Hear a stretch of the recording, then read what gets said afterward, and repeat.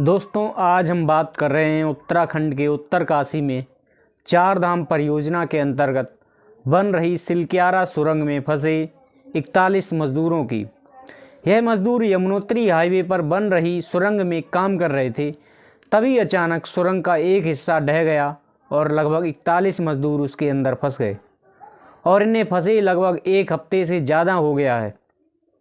इस पर सरकार की ओर से राहत एवं बचाव का काम जारी है और सुरंग में फंसे मजदूरों को रेस्क्यू करने के लिए इंटरनेशनल एक्सपर्ट की भी मदद ली जा रही है।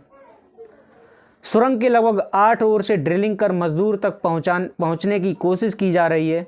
राहत की बात यह है कि सुरंग में फंसे मजदूर तक एक 6 इंच के पाइप के जरिए खाना, पानी, ऑक्सीजन और दवाइयां पहुंच पा रही हैं तथा मजदूरों के रेस्क्यू पर खुद पीएमओ की निगरानी है।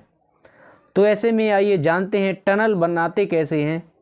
आपको बता दें, जो दुर्घटना हुई वह सुरंग के मुहाने से लगभग 200 से 300 मीटर अंदर हुई थी। ऐसे में हम जानते हैं कि सुरंग बनाने की प्रक्रिया क्या है। देखिए, सुरंग निर्माण की जो विधियां हैं उनमें दो प्रमुख हैं। एक है ड्रिलिंग और ब्लास्ट करके और दूसरी है सुरंग बोरिंग मशीन के जरिए सुरंग बनाना। जिसमें पहली विधि को देखा जाए तो इसमें चट्टान में छेद कर विस्फोटक को उसमें पहुंचाकर ब्लास्ट किया जाता है और फिर ब्लास्ट हुए चट्टान के मलबे को हटाकर सुरंग के लिए रास्ता बनाया जाता है। और दूसरी विधि जिसमें सुरंग बोरिंग मशीन के जरिए सीधे चट्टान की खुदाई की जाती है।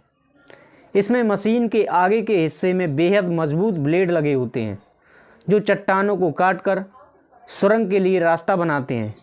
यह प्रक्रिया ड्रिलिंग या ब्लास्ट की तुलना में अत्यधिक सुरक्षित मानी जाती है, पर इसमें भी कुछ खामियां होती हैं।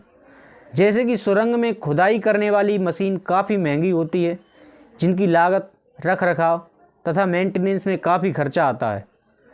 साथ ही साथ यह विधि ऊंचे पहाड़ों पर कारगर भी नहीं है, क्योंकि ऊंचाई पर मशीनें जब काम करेंगी तो उनके दबाव से पूरे पहाड़ में दरार आने की संभावना बनी रहती है।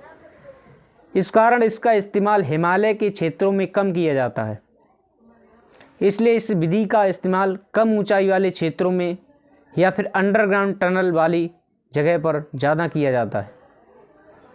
इससे यह निष्कर्ष भी निकलता है कि हिमालय क्षेत्र अति संवेदनशील है तथा ऊंचाई भरे भी हैं, जहाँ पर सुरंग बनाना काफ़ी रिस्की होता है, जिसमें ऐसे हादसों की संभावना भी बनी रहती है। ऐसे में हम उम्मीद करते हैं कि 41 मजदूर जो सुरंग में फंसे हैं वो जल्द से जल्द बाहर आएँ, अपने परिजनों से मिलें